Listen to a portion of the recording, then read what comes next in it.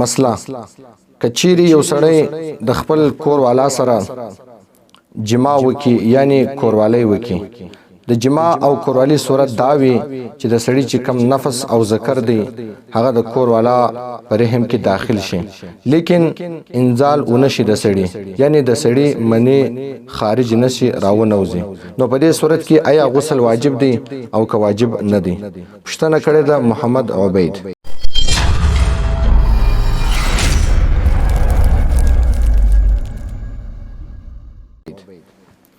ګور دا ډیره اهم او ډیره لازمي مسله ده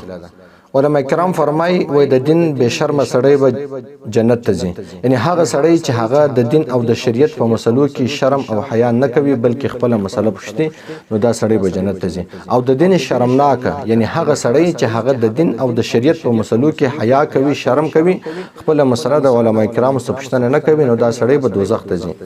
نو داسې مسلې که چیرې ستاسو سره پیښ شوي وي نو په دې مسلو کې شرم کول نه دی پکار نه مشته شرم کول پکار دی او نه تاسو ته شرم کول پکار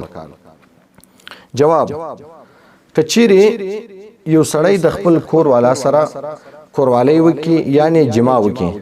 د هغه کوروالی او د هغه جما صورت او طریقه داوي چې د سړی کم نفس او کم ذکر دی هغه د کور والا په خاص ځای کې دخول سي لیکن دا سړی انزال ونسي د دې سړی منی خارج نسی یعنی منی راونوزي دغه سي جما ور سره وکي نو په دې صورت کې غسل بالکل واجبيږي او فرض کیږي پر دواړو باندې غسل واجبيږي هم پر نر باندې او هم پر ښځه باندې غسل واجبيږي او فرض کیږي کچیر دوی غسل نه وکي نو دا دواړه ګناهګار دي په دې صورت کې بالکل غسل واجبيږي ځینې ګولیان دار کم راځي یو ورور پښتنه وختم زموږ سکړې ولا چې د چا د ګردو مسله به هغه ته معلومیږي چې داسې ګولۍ ډاکټر ورکړي چې هغه ګولۍ کله انسان وخوري نو د هغه ګولۍ خوړلو وروسته د انسان چې کومه منی ده ماده منوي ده هغه نه خارجيږي یعنی د سړی انزال نه کیږي نو اکثره د دې خلکو سره دا مسله پیښیږي چې هغه په دې تشویش کې مبتلا وي چې آیا پر دې باندې غسل واجب دی او که واجب نه دی چې کله د کور والا سره جما وکړي نو پر دغه سړی باندې او هم پر دغه ښځه باندې غسل واجبيږي پر دواړو باندې غسل فرض دی د غسل کې بغیر غسل د دې منځ جایز او صحیح نه دی ګوري دا مسله صحیح مسلم کې هم راغلی ده صحیح مسلم کې د نبی علی السلام حدیث دی صحیح مسلم شریف کې هم د نبی علی السلام حدیث راغلی دی او دا رقم سنن کبرى للبیهقی جلد نمبر 1 صفحه نمبر 215 کې هم دغه حدیث راغلی دی ګوره غټ غټ علماء کرام تابعین او تبع تابعین په داسې مسلو کې شرم نه کوي په خپل کتابو کې نه غټ غټ کتابو کې دا مسائل بیان کړي دي حتی چې زموږ نبی محمد صلی الله علیه و آله وسلم اصحاب کرام هم په دا مسلو کې شرم نه کوي بلکې دا مسلې تر امت پورې رسولې دي نو تاسو د پاره هم شرم کول نه دي پکار حدیث پاک دی صحیح مسلم شریف کې ما تاسو ته حواله درکړه تاسو ته ان شاء الله حدیث پاک پر سکرین باندې هم معلومیږي حدیث ابو هريره رضی الله تعالی عنہ د نبی علیہ السلام څخه نقل کړی دی قال رسول الله صلی الله علیه وسلم اذا التقى الختان وجب الغسل انزل او لم ينزل ابو هريره رضی الله تعالی عنہ د نبی علیہ السلام څخه حدیث نقل کړی دی وی نبی علیہ السلام فرمایي اذا التقى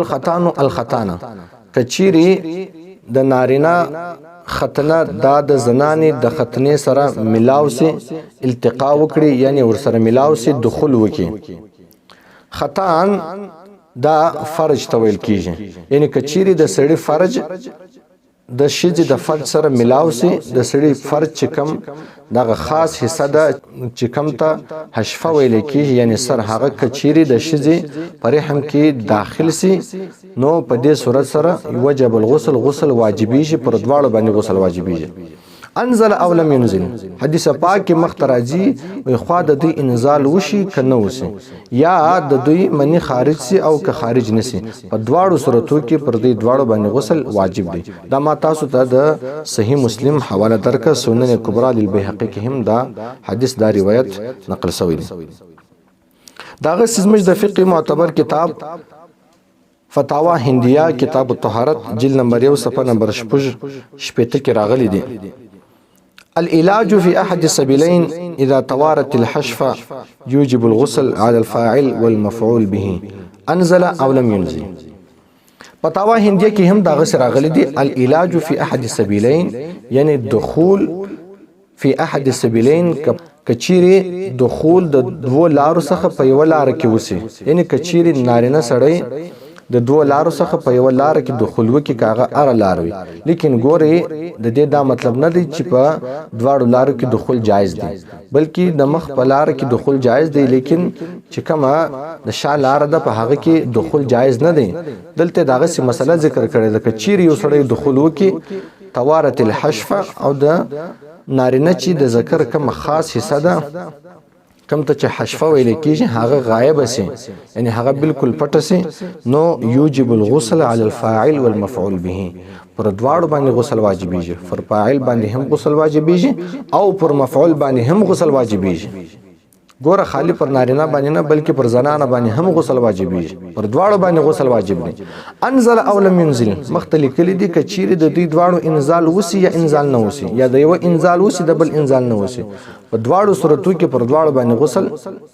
واجب دی یعنی په هر صورت کې به دواړه غسل کوي کله چا انزال وسی او که انزال ونسي دا ما تاسو ته دوه حواله بیان کړي